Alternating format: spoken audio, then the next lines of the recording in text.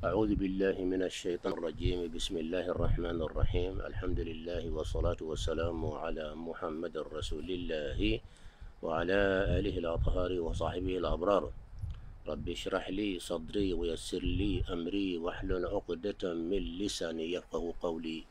يا الله يا رب العالمين، إياك نعبد وإياك نستعين، لا حول لنا ولا قوة لنا إلا بك يا الله. الحمد لله يا أمي tele energy la makilla sunkaro keni kono fokata sunkaro ban dongo don la sara hakilla 5 heures donde dongo do wura fe 5 heures aywa ni émission kileni akakan ka ira islamawla inshallah taala ambalma do de jona musaka be asrabe allah taala bula ya buna kullu minna ala ko jidi duna kuna dia la harakuna dia mina bonyina naka hera bala ala ka dama kuma be min ga hal saudi sun falsafatu sawmi sun asekre sun gundo ka sun sega ka tafo aprofona muna ala ye sun ka wajibi sun garo tilefe kabini fajiri fogata futrise ko silame shi kana dumuni ka silamo ka ta miliyar yebi a shi kana dumuni ka kana jimi o ko damina ka bo dumuni ma ani jimi ma o ko nyefela mina ka bu furu musoma ni fen fla de kadi harama de ka timi duna fen ba bela jelenka harama de be green fen na duna kono a fan ba be ye kono barande hakke ka dumuni ani ka nyefela na fulo be nyina suni tle fen kan aka chamen ya bilba flay o fla min no kadi harama de ka damati mi allah taala ko fla toy ala fen ala ko imbe kanudi kama koy ala de kadi wala nde kadi kuma mburi no fe wa tuhibbuna almala hubban jamma donc allah taala ko tuma songaro tlefe ni fla betoy ini dianya ko belbele fla be tle dungo de be dumna tle ko na shiya sabanyo be dumuni ke ani fam sa men ni bodon o tekilenye donc ni fin fla min no kadi niye san fla ni ko jugorla ni flani iba fla betoy ni allah taala kama o koro e kelen tan fla la ya kuma bayede ne mo kom yeni ko fam ibi ala delde sunkaro kilen kan ni dan ni masun alaye sun yire nafa mo ni ya long ibe do de ke ala ka do fara ala ka ke sango sang e ka se ka kene ka se ka sunga allah taala sun nafa chama fora la sigi temenuna gundo mimbe sunna secret mimbe sunna asuruma nyemenya anya yira mo ni ba fe fendo ka timini alache ou bien ni ba fe fendo ka timini mondu dole onche mondu munun te yela iba fe ala noro do kan naima inya bo sirin kaye wala yidusun kaye keneka ka soro sigote fendo kan naima keneka ka soro sigote ni keni ba fe ka taw fe tuma wotuma ibi akil to fenda mako a folo ye wi ka dumuni dogoya wala ka dumun dabla wati dola ka dumuni dogoya o ala lonna ka sira bilele ba dodi ngeni mba fe ka ke waliyuye mba fe ka ke noro tigiye mba fe ka ke ala jonye mba fe ni mo mi nya laranka dron u hakili ka ta ala ko mba fe nye chugo ni kuma chugo gansa ka mo hakili jigi ala ko ni keni mba fe ala ko noro ka doila ke ala ke abdur rabbani ka ke ala jonye dron e bi yakili to tumanin tuma ka dumuni dogoya dumuni kewo ke be girnya de dumuni kewo ke be girnya de ni girnya de be jiginde ni ye dumuni dogoya ibe fegaya ni fegaya rebe yele ni kuma koroma de anya fo katimi jifle ni yetan ni ya bladra be jiginde mais ni ya bla tasumala abe fegaya abe ke sisiye abe yele ni ya kala dra be yele donc haramaden ni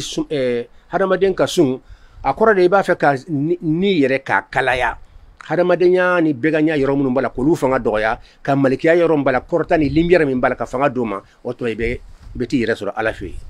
ala kan faro mo ka doktoru chaman benaka kuma ta arab jamana kan ka fo jaga sunye bana chaman de firai ala manam bla fen na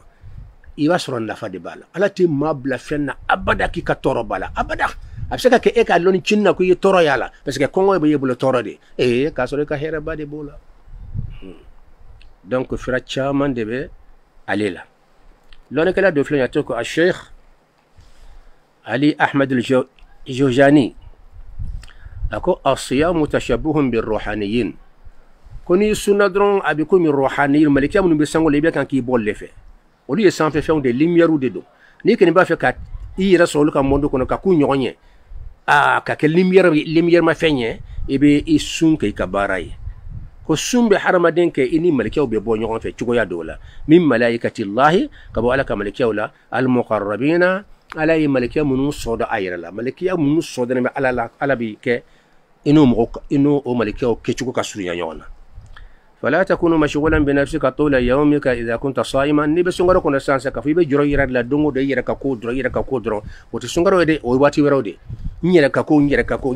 غادي ما ياكا كو نو سونغرو فنا بل بالله سونغرو سو فلا في نافلا سلوبي على كو دي بي لفي فنا يكا كي جانتو ذكركو قران كراو نانيو ناو كاچايا aywa sora munu baraji ka bon fo ka demati be ko to ko répéter ni seka qur'an be kran ila fayatul kursi nunu qul huwallahu nunu fatiha nunu law anzalna nunu na nyogona nunu yasin nunu na nyogona sora grima munu puissance ka bon fo ka demati mi bi janto na nyogona ko kulu karanga chaya wa musabbihan subhanallahi fo ka chaya ما بي سبحان الله وبحمده عدد خلقه ورضا نفسه وزنة عرشه ومداد كلماته نيدي سبحان الله على كرام محمد صلى الله عليه وآله وسلم أي من دي أفرمسو ما أمبي بامسو جويرية مسو انتو كو جويرية على كرام مسو دي دو كو جويرية أبورا في سوما جونا في فجري في أبورا كام بامسو ننتو أبي بطولة abe zikurula abe batula ama dabla foka duguseje ala kiramana ama batu dabla tle bora ama batu dabla tle kortara ama batu dabla tle tara yele foka tase wadu hatmala ala kira signa kana kasura muso abe kanka ala batu ala kira ko juwairi ande sana brama anyaba la muso sigana aye batu ke kamnale boli foka saga be batu ala kira bina musurman duri dama sano ko fo ko sabadrombe beye wati jamba mike batula san afoko sabadron bebe on odi ato anyo zikuri nke anka hizbu daimu surusuyi we zikuri manye ala kira ko monani iba fo shiye sabadron sisan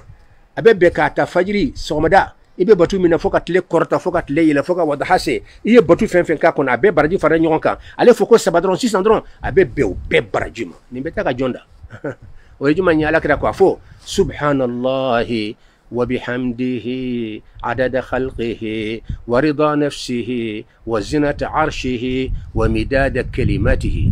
أو يبنى سلمان بيكان كان يندرسي أفوكو سبادرون بواتي جامبا دي باتوما عندون سلايا وبنبي أنسك وانتي جامبا كي باتولا ني سلمان ندير ما تيجي سلوفه سبحان الله سنيا بألاي سنيا بجمع ألاي وكروي على سلمان دي داغ أون دي بسنيا نيجي mais ala te sonan jiede ala ka sonya ko re jumanye i sonu yalembe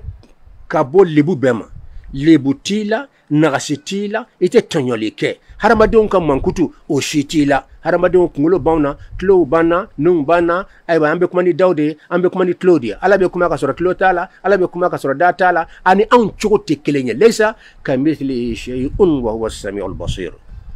Donc subhanallah ko de ko ala selu yale meka bonin nagasi bema an ka man ko tu be nagasi lende do ambe tanyege no la ilaha illallah et puis ambe bana et puis ambe saka to kaburu kono katoli subhanallah ni yella gasudi ala selu yale mbe nafra subhanallah akoro de ni be mi fo la fika korolo ko selu yabe ala yeka bonin nagasi be la jelema wa muqaddisan wa musalliyan ka salatu ke kachaya aw qari'an ka qur'ane karan mufakkiran fi khalqis samawati wal ardi walakin mi ila ki mi sangolo nunu nani sangolo nunu borami harabade nunu borami ibe tod la rebe ala koye mo kana nyino ko de ila wala kana ke yali gansanye imidi ka sangolo fle ika dugu kolo fle ika fonyo borami afura sa ko corona corona milliard a virus ni a milliard de nan aborami abora yoro dodla adugole mbe ande to kala man ko ngambe fel non abora yoro dodlo ala bo yoro lo iba sura nyo milliardu de be fana tuni iba sura dobe wulu ka jugun katte malika che milliard me ala be kan ko be datugun folo ubi ya shite ni ala ba feka kun aba bo yoro be donc an kan korosi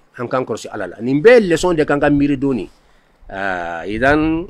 mo ka tiki miri sangole mborami ni lolo ndunu kabun wala mambo et puis e be yele mbula yele ko ray nyumaye et puis tle ni a korlende do karo fana atletan duru o fana korlendo an fana ka dukelo do fana korlendo wa ibe to ka jatimila ke nu borami yoro ni kele iba fo la ilaha illallah ibe ala ko ye sun anafat sega jete kaba masache dobe no maliku min al muluki afaraye قيل لبعض الملوك الذين يهمهم أمر الرعية لماذا تجوع ويا مساچه do de nyininka masache be balo jamana kono kafa be intéressé aka jamana la ni kala masache jamana de lana laykan e ka hamila ko be be ke jamana don ka kodi hal ni ka duwa be alay kan ga jamana kanda lafiya don ga jamana kono har jiga charinga jamana kono bana banga jamana kono kisi na tinga jamana kono masache be juro katimi jamana ma beka o de wajibi ni masache ni be ya korosi jamana dembe la jelenya korosi aka jamana ko bunyana fo ga damantu uya ya sabe to ka kongo bla yerala abe kongo bla yerala uya nyine ka ko limadha tajuu ko muna ebe yirabla kongo la tan ni se baimbiye be ikamara masabe beka faqala ko li adhkura al jai'ina me kongo bla yerala wasanga na nyina kongo to chama ben ka peuple la ka jamana ka da nyino ko oda to mbentu ka kongo blana torom bala segen bala ni nyira ya nene mbewli ka tu segere ka nyuman ko ye ala ni ko na ka do ala kaliman ya dama malikum min al-mulku hiya qillatul akli donc ambe segama fembe ko éducation spirituelle to ko chama bala éducation spirituelle do ko tazkiya do ko suluk do ko sufiya do ko to ko chama bala ko maintenant ko sufiya ambe sara ni muna sufiya nyale mango jamana kan Jelembe katasi yorola andi la ko exemple do la fo do ba fo ko kasaratu ke e ala shaytané kan sufi nyebo ba o ka fo salatu ka ke shaytané kan ano su o kara sufi fo so yo kana shaytané ka o kana kara sufi shaytané ka sufi de donna fo sufi bi amban ko si parce que juguman tiara ko du fambe sera mo nyere sanno halan ka ke suluku yene bulo o de kafsa ala kaliman ya damma bon ko suluku yere ka bara jumanye alla nyini ye jumanye ale de ko islamia dine jaman be romina asanu be romina ki kile kata ki se mo mangan jamaina dine mangan jamain sita haqiqai iya be mangan jamana fe na dine yi donata bora ta ka pre mo kuna ka sita haqiqai la haqiqai min yiki tla ikata islamia dine degere folo to ko maqamul islam iko sadana ika jingata ikata tugunu profonna maqama fulana o to ko maqamul iman o kuma sera ka se kiyarma maqamul islami be ban farikolo de be da farikolo de ma ibe sujudu munun ke ni farikolo ye be do ko munun ke ni ye alors ibi dine bara munun ke bonjour nun na nyona ala kalimaniya dama mais ko kuma na ya sen be farikolo la o ye maqamul islami kuma wodi o fana islamiya kuma de ala kira ere kuma nakan mais ala kira ya yira ko te sursu de fem te sursu ye hakili mai ti akili sigi yorom ye sursu ye katay ibe mana boy no o ye farikolo ka bara o ye beta deuxième catégorie la no be wele ko maqamul iman o ko e commencer ka do limaniya la o ko be bara min karani farikolo ye sansan dine kono e commencer ki concentrer ka ta ker kono hal ni beta bo mo ba fo ala ne yangane beta bo karsala ala kam ni bina sali ala ne yangane sefana joko nani ba sali ibe fembe kani e manga sunyere niya sunte min abada fikatana e ker san sungoro don folon hikanga ne ala ne yangani ya kasunkaro bela jilenso e Allah taala ni dusukunye nyongani ya wodi ikasumbe be mina ni matani dusukunye do be bara fen vegani ke yire bla ko wala ala ta shimina ni ka ba ko bayde kasoro mo chambe obe gidinga sutanga ni ya adon folo ibangani ya ni yangani ko be sungaro besu dongo do ibangani ya e ba fo sini fana ne ya ni ya fajiri fe wala fajiri wala sufe ibangani ala sini fana nyangani ka sini fana suye sini fana su ne osera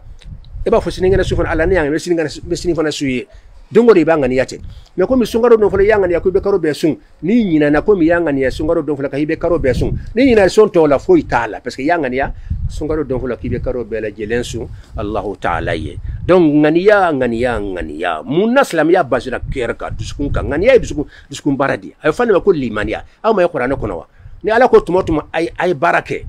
ay sali ay sun ay janiya dabla ay shali dabla ay nambara dabla ay ninka ay toy abadam na juma ya amanu الذين آمنوا مغم لمن يروا رزقنا وعملوا الصالحات كاتسرا نيمان دي سالو يكاسونكا على تناو يكاتوي وبرتو يكون نيمان مين ببلانيا ودي لمن ياي مغم غني ما دسكون كي كات بازي في بازي بارو دي كاسوني كليبي جرين دي كديني كو كوما كوناي بي جرين دي تندرون فريكولو كيني كانكو نوندرون على لونو ما سون كاتاو فيو على كان فاروكا دونك سورسو القلب دي على قلة الأكل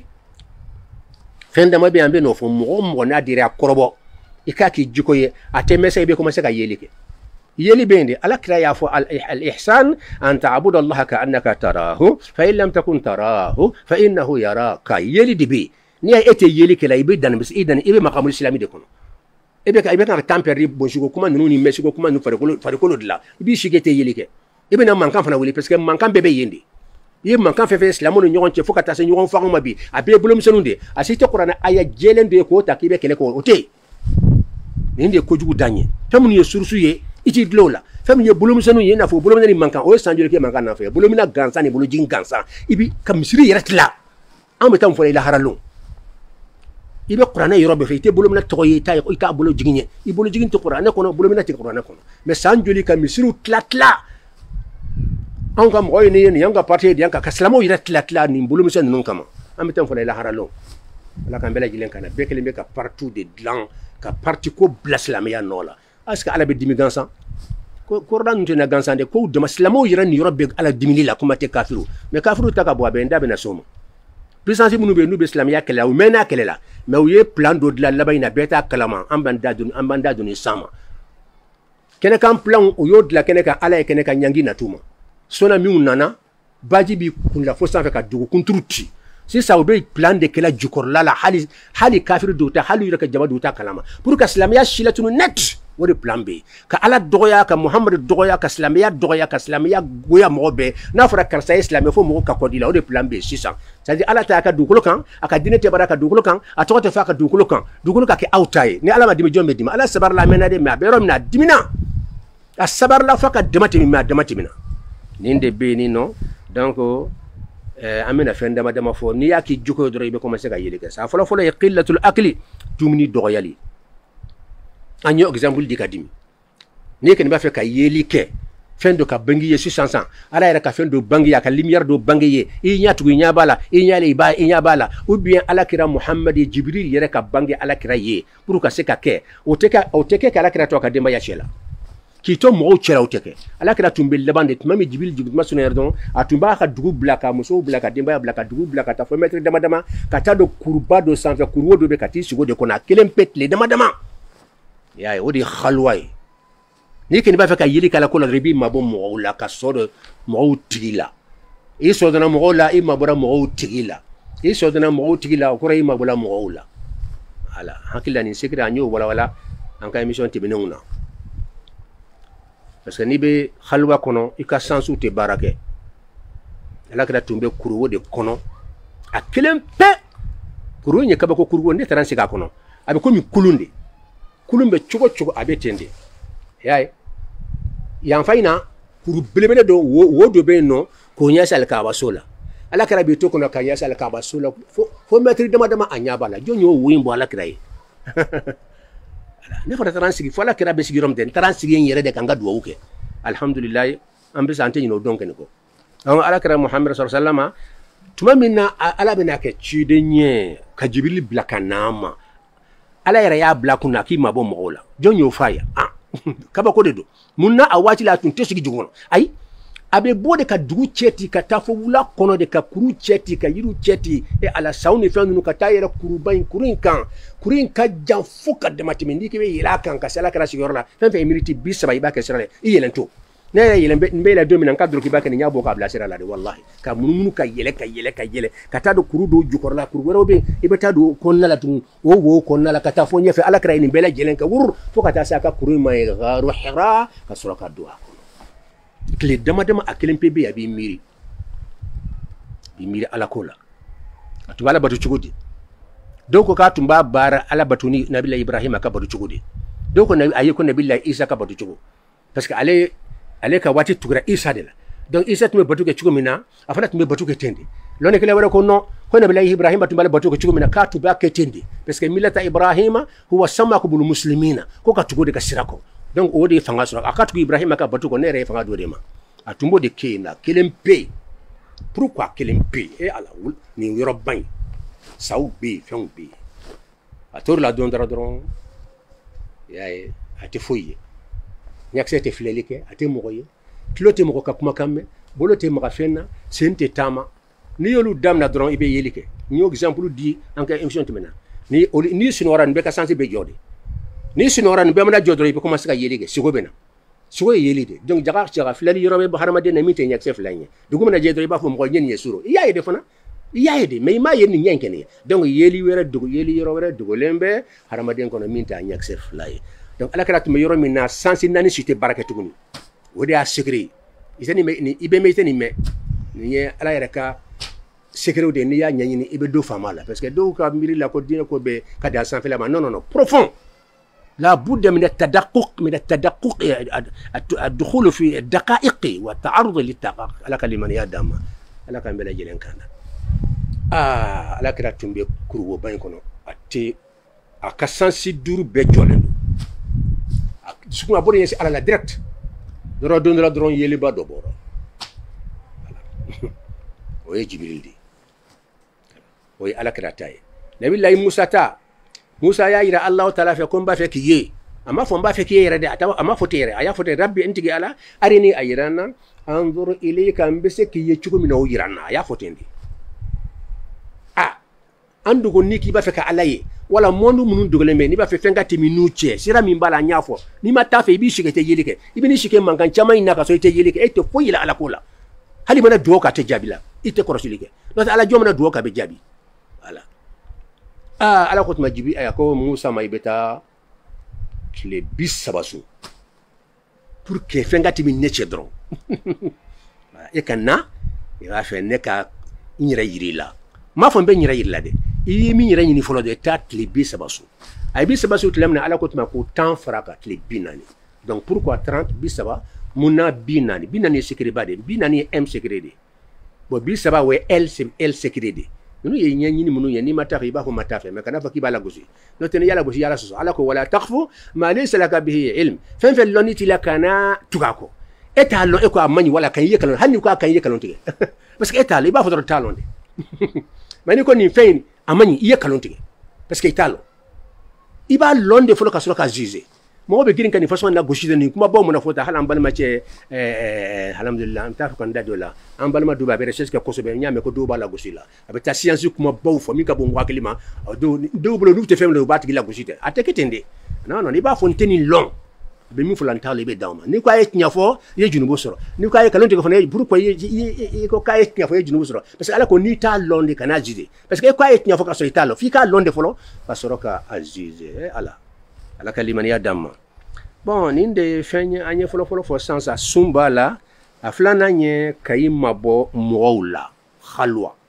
hal ni de ibsiki ka datu mais demso mankam bende khalwa ni te mankam me romina parce que tout de kana ba kuma na fe secret fo mo ko ko de be fa ka fo mo yede amenu nu fanga karande onde sokono meni kuma labayna vraiment uyem la kuma la voilà abe dia do yati dia uya katro jamande be dila mo membe do talo jamande do parce que am emba na faso ibe keleya ita fo karamo bo to songa yoro fo u ka karane nkerkelo be datu ka fodi mais be ta fo kene ka dibela jelema o bitle kila gushi to ninde sane mbe nyuma di bitle kana go sint asero lante dabla ka pochi kono Allah ni fennani ni aya korbo ibe yeli ke sisa u be ke ala lumière ba mena nya dala sisa ala kalimani adama a folo ye sunye ni ma se ka sunke ka dumun ka ta fo ta tlebi ki ka doya ibe se ka dumun ke tlefe me iba doya o te sungaro ede oui yele ka watire ba fe ka se alam aflana iki mabo moula pourquoi ibi mabo moula parce que sans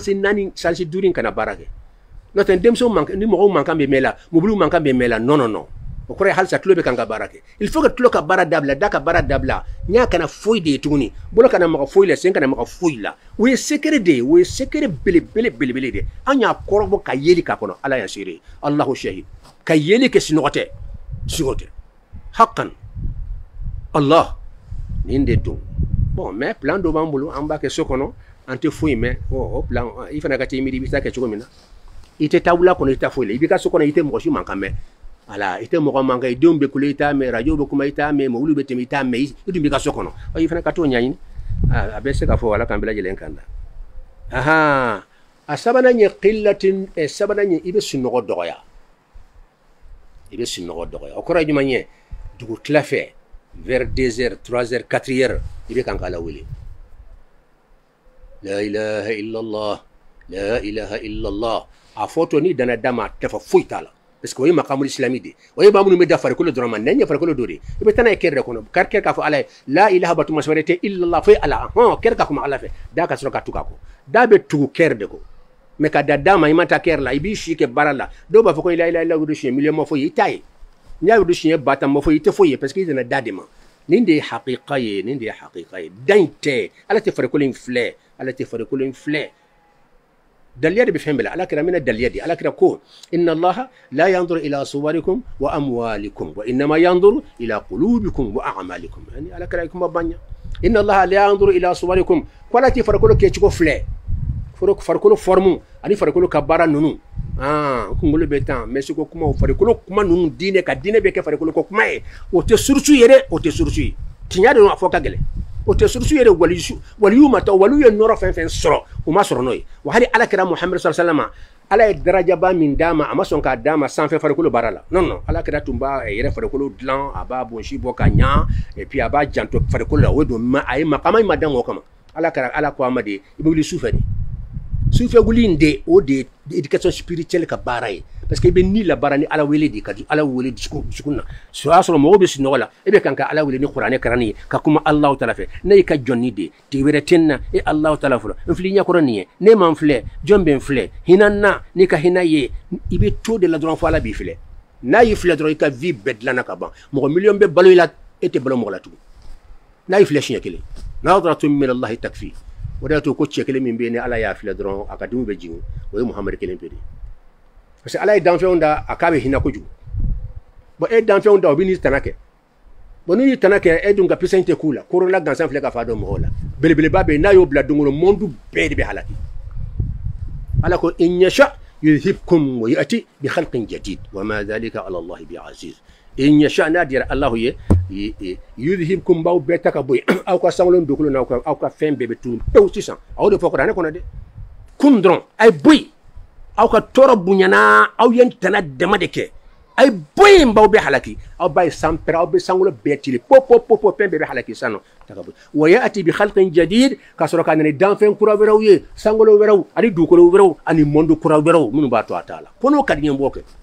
mais mun na atake na ya ko nyine ka ko parce que mo ya ala jafe ka se degere minna mayinde ala diminen pardon anya fo ka chaya diminendo mais ala mana dimituma wotuma naka bina halakili ka be chekele flato ko muhammad aka funu be chiki ni ya haqiqa ide nala dimina tumoto ni mo ya sago aka dukolo jelibo be kanka ke atana be kanka ke utafa atoko ka fa ka dine kono ni kibe islamia ko fo bi juguya ala kira segena ka gen kata taif ka laman ka boy kata fo madina ka segen bela isa ka tere bela ibrahima nunun kan donc utafa ala to ka fa ka dukolo koka ala be dimi fuka sa dana mais chekele na ya fledron dimi be jo indi muhammad ko yede voilà وداتو على كده تقدر كو الشفيع كسرنا الدنبغا دوين كليك كوت ما على كده دالي واجبي ولا دالتي واجبيه اي ده كافله ناصر على الدالي بكساويه على كفنو بيجي الدالي واجبي ولا دالتي نام دام فون بيحلكيو على دونغا هنا مسافنا تغندي نا دام فون بيحلكي كابي حلكي كتلا كده تو كو هنا مسا مي هنا كتم فين بيكا وفلا بن يغونتا تشغودي محمد كاكين كومبابا لا ما فو واجبي دون دي ما سكا كاي واجبي فنا على كان بلا جيلن كاندا mais min to ko wajibul wujud wa ala kalim pede min ka ke wajibi do wa ala kalim pede mais muhammadu ta wa ala ka o tay ala ka hinade alaka ke wa ala ka hinainde ne de hina masaye mba fen ka hida ka se dan fen bema mais fen bato mbube halaka bo de ke dungodo donc fo do ka ke no nin dusu boradron ni nyof len dusu be jigi o de muhammadu donc fo muhammad ka kende ya kuma ba de muhammad ko ala kan bele jelen kanda bon ni de fen de madamawye أنا فندم فعلا قلة الأكل قلة النوم لقيام الليل قلة الكلام أناني ناودي ككما دغيا ككما دغيا donc sunk mo kacha hakilla ambe asrunyati ndro mana homa ala ka mbela jelen kanda naam ya jus mar'i mo bi saka daji kunu parce que do ba fa ko daji be da kan daji kunu be da fara du bi daji bore kono bare de kono ni yo saka kono fo itala voilà mais wali daji ko kunu de ta bi ka sunti mais yere daji o te foyti na be timi corona kuma fe ko mi directeur yetu ko nga doni fola ami mi fo corona la corona ko yere o ba ko mako mu fak aba ko penser ba o fakiruna nu yimbiri doni n'u ma limaniya ala ko la est ce que hali fɛn lɔnbaliw ma fisa o ye parce que fɛn dɔ nana n yɛrɛ ɲa ye siɲɛ joli sida nana ka tuna bɛɛ dabari ban bɛɛ y'a ye question fɔlɔ tun kan ka poser de hakili bɛ yen o de ye sida bɔra min o jaabi ma d'a ma hali sini a tun tɛ yen a dara ka na dugukolo fa dewu ka mɔgɔw faga fan bɛɛ fɛ sisan question fɔlɔ ye min ye sida yɛrɛ k'a ɲini k'a ye aw y'o kɛnɛ kɛ aw y'a verisiw bɛɛ lajɛlen ye o ye mais nin bɔra yɔrɔ jumɛn sisan o de ye question fɔlɔ ye parce que bɔn o bɔn n'a taara ka bin sisan puissance ba ninnu ka jamana kan n'i ye bɔn belebeleba dɔ bɔra ka taa bin u ka jamana kan a bɔra yɔrɔ dɔ b'a ɲini sika si t'a la bɔn dɔ ka bɔ yɔrɔ dɔ la ka bɔ sango dɔ ka wururu ka taa bin jamanaba in dɔ kan k'o ka étage dɔw bin o bɛ wuli ka bɔn nin ɲini a bɔra yɔrɔ bɛɛ ka se k'a lɔn sisan ala ka bɔnba dɔ nana n'o ye sida virus ye o bɔlen kɔfɛ tuguni ala b'a kana na ni ebola fana virus ye arabu kama ko virus ninnu kama virus ayiwa sisan an bɛ min na tuguni o de ye ko coronavirus a yera a yera laboratoire la sisan t'an yɛrɛ a korilen don kori kɔrɔ ka tila ka sɔgɔsɔgɔfɛn biɲɛni dɔ kɛlɛ kɛ o bɛ sɔgɔsɔgɔli kɔ o biɲɛni kɔrɔ o bɛɛ kan ka ɲɛɲini de o parce que lɔnnikɛla kɔrɔ ɲɛ fɛn min ye n b'a ɲɛɲini mun de don et puis a bɔra min aw de k'aw ye puissance tigiw ye a ye jaabi d'a ma a bɔra min parce que n'u k'u b'o fɔ u bɛna fɔ ala bon u t'a fɛ ka ala in de tɔgɔ fɔ n'i t'a fɛ ka ala tɔgɔ fɔ alhamdulilahi rabbil alamin ala yɛrɛ y'a yirila k'ale bɛ yen parce que fɛn bɛɛ lɔnna ka puissance de parce que bɛɛ dalen b'a la ko hakili bɛ yen voilà bɛɛ dalen b'a la ko hakili bɛ yen mais a tɛ ye ala exemple de ye nin ye ala tɛ ye mais a b'a nɔ kɛ la hakili filɛ a nɔ kɛ la hakili de bɛ so jɔ la tan hakili de bɛ kan hadamaden bɛ fɛn fɛn kɛ la tan hakili de b'a bɛɛ d'a ma i ye étage jɔ o i ye nɛgɛmafɛn dilan o i ye nɛgɛla kuma o i ye avion dilan o i ye fɛn fɛn dilan dunan kɔnɔ a bɛɛ bɛ bɔ hakili de la donc i da la hakili bɛ yen ɔ ala fana ko k'ale bɛ yen de mais n fana bɛ yen ni nɔ de n filɛ ka sankolo da ka dugukolo da k'e yɛrɛ da i m'a fɔ dɔ k'i yɛrɛ da o mɔgɔ si ma deli k'a fɔ k'a y'a yɛrɛ da fɔ don la tubabumuso dilan ka fila dilan ka taa n fɛ Sikaso yen nɔ an tora baro caman na ko aw jɔn ye aw da o k'u fanuw ba n k'aw fanaw ba de y'aw da n ko jɔn ye aw fanaw b'aw da k'olu fana o fana fanuw ba de y'u da n k'aw ka lɔnni dan de ye nin ye donc nin ye musiba ye a fɔra ko mun ye jamanabaw ye k'aw karannen bɛ aw de bɛ nin fɔ tan den nana fa kɔnɔ cogo cogo ba fa t'a lɔ a nana ba kɔnɔ cogo cogo ba t'a lɔ i ye fɛn min dilan i b'a sɔrɔ i b'a kalama i y'a dilan mais a bɛ na ba kɔnɔ cogo min ba yɛrɛ t'a lɔn a bɛ kalo kɔnɔntɔn min ko a bɛ kɛ poche na ba si k'a ye a t'a lɔn ba tɛ sin d'a ma ka to kɔnɔbara kɔnɔ puissance dɔ de bɛ yen o de bɛ jɔn ka ko bɛɛ ala ka limaniya d'a ma an bɛɛ lajɛlen kan da donc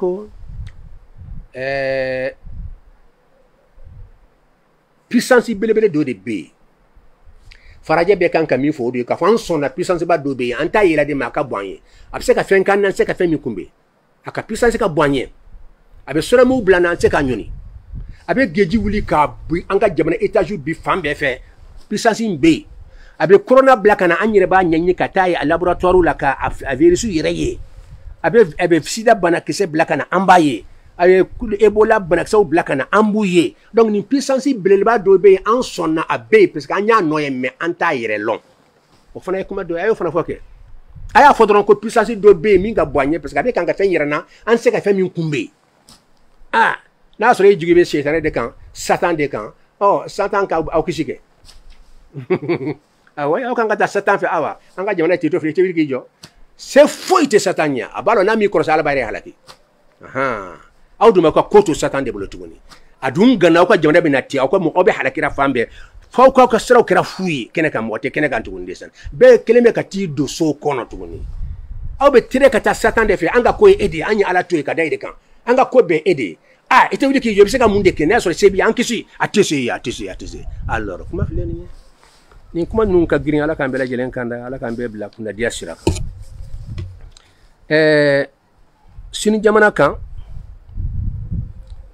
بحكومة الصين إلى حد إجباري نيم بلاو منات ممنا سراواتي دفع شنو جمانا كانيه منون كم مكوتي على كولا وتافع على توكا كفاك دوكلو كوكا وتافع على توكم وتافع على النبي توكم وتدين كولا سلامه ومنو مسوما كتاب بيوكان كومنا كوكربا بلا دولمينا أو بدولمي دي نين دي فورا فوكا دولمي أو تي على كوكا ندولمي أمبا فوكا دولمي جوني على إسانو يا على وسجن كل من يرفض ذلك في هكذا 1440 نوي سلامو تاي ايوا فرجاوتا 2020 انفلو كونو 500 nin de kera ala ka jongna ala yera nyana a sabar lende do mo ta lo mo ni ala deli le wantol fen de do ala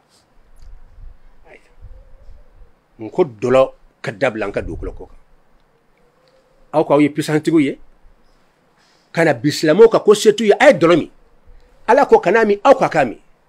nawma mi amba datu otla ku datu kan nyangi façon bellaw ka ala dumbe aw ya ala la dimi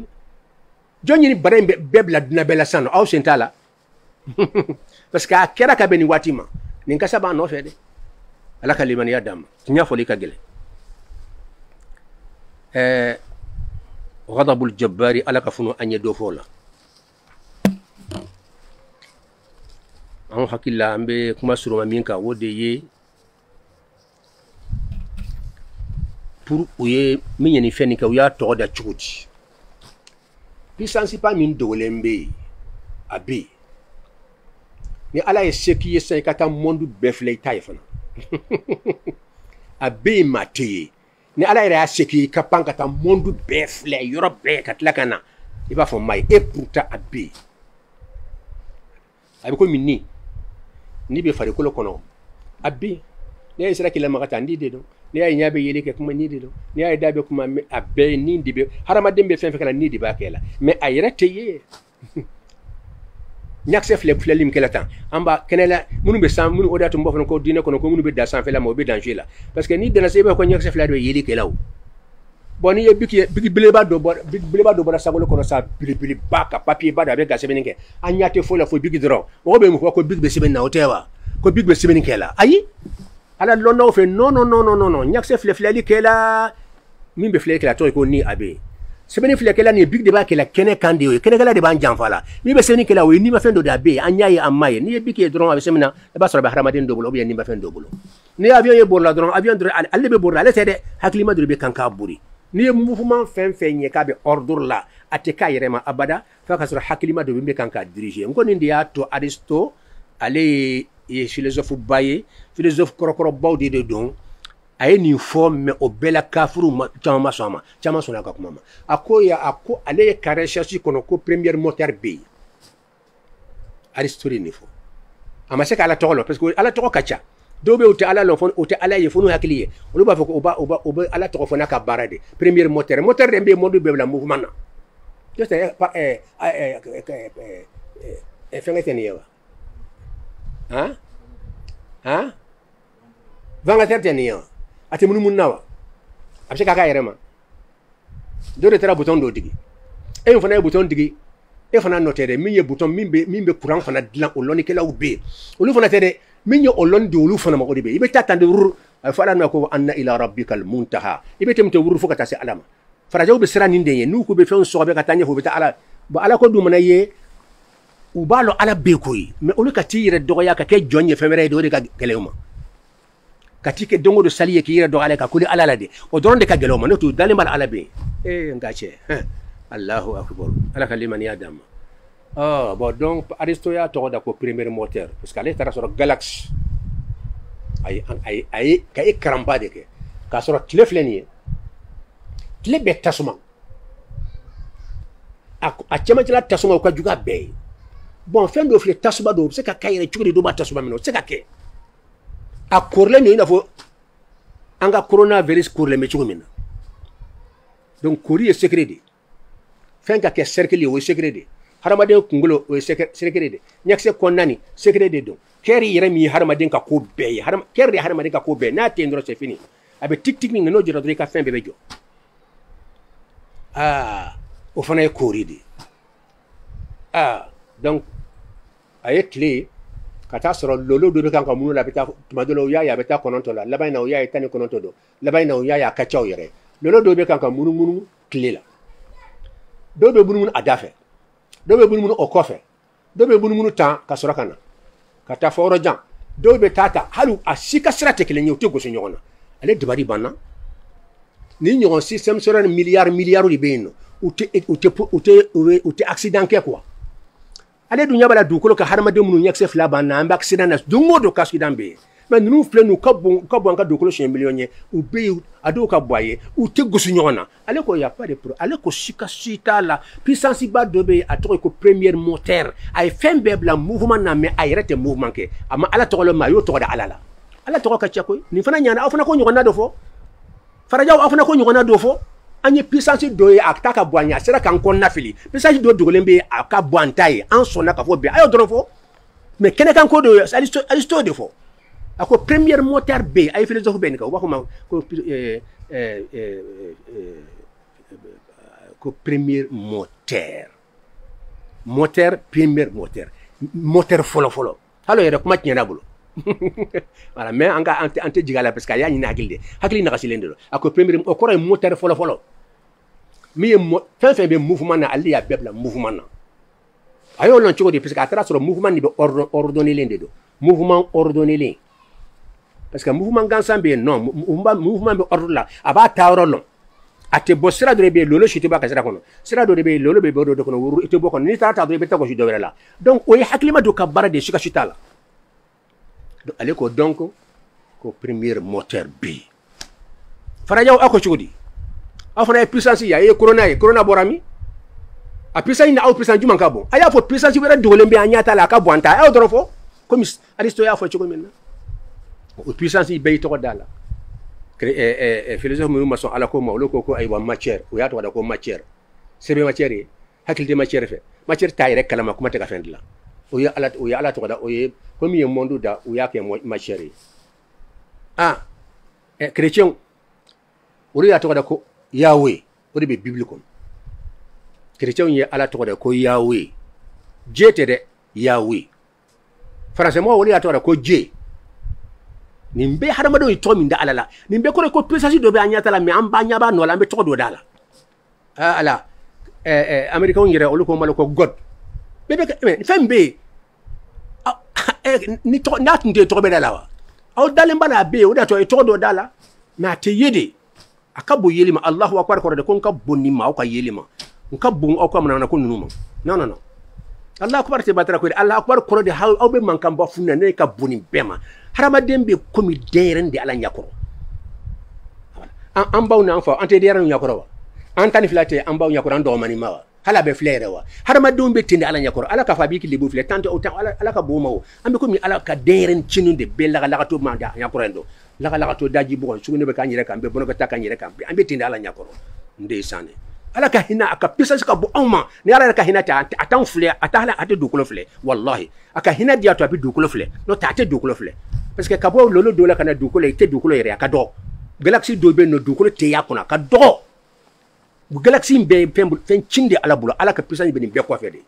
mɔgɔ de bɛ yɛrɛ k'i yɛrɛ dɔn ka hinɛ bonya ka bonya k'i jigin fo ni bi a ka danfɛnw ma f'u ɲɛ dɔn i la i ka hinɛ kojugu bolo f'a yɛrɛ ko rabbana wasita kulla shay'in rahmatan wa ilma la ilaha illallah hada huwa allah donc bɛɛ tɔgɔ dɔ da la an b'a ɲini Allahu taala fɛ kuma min bɛ fɔ la a ka kɛ kuma nafama ye dɔw b'a fɔ k'a kuma ka girin tuma dɔ la ko bɛɛ t'a faamu intellectuel fana k'u ni yɔrɔ sɔrɔ wajibi bɛ kɛla su ni tile kunfin min ni yɔrɔ sɔrɔ kelen ka kala min ye intellectuel ta ye o fana k'u ni yɔrɔ sɔrɔ a la o tɛ baasi ye kunfin fana ka yafa ma o yɔrɔ la mais kunfin kelen bɛ o kunfin ya taara don hakili ka bon u b'a faamuya sɔrɔ a la dɛ ala ka limaniya d'an ma ka kuma profond kan o ye wajibi ye dɛ an bɛna tila kuma la sisan n'an bɛna filanan kɛ an bɛna kuma recherche yɛrɛ silamɛya diinɛ kɔnɔ recherche jɔyɔrɔ ye jumɛn ye est ce que o ye bid'a de wala bid'a tɛ mɔgɔ ka taa recherche dɔ kɛ i yɛrɛ ye ka recherche bɔ ka na di mɔgɔw ma silamɛya sɔnna wala ma sɔn ma an bɛn'o jaabi de sisan an bɛ kuma surunya ta Allahumma salli ala Muhammadin wa sallim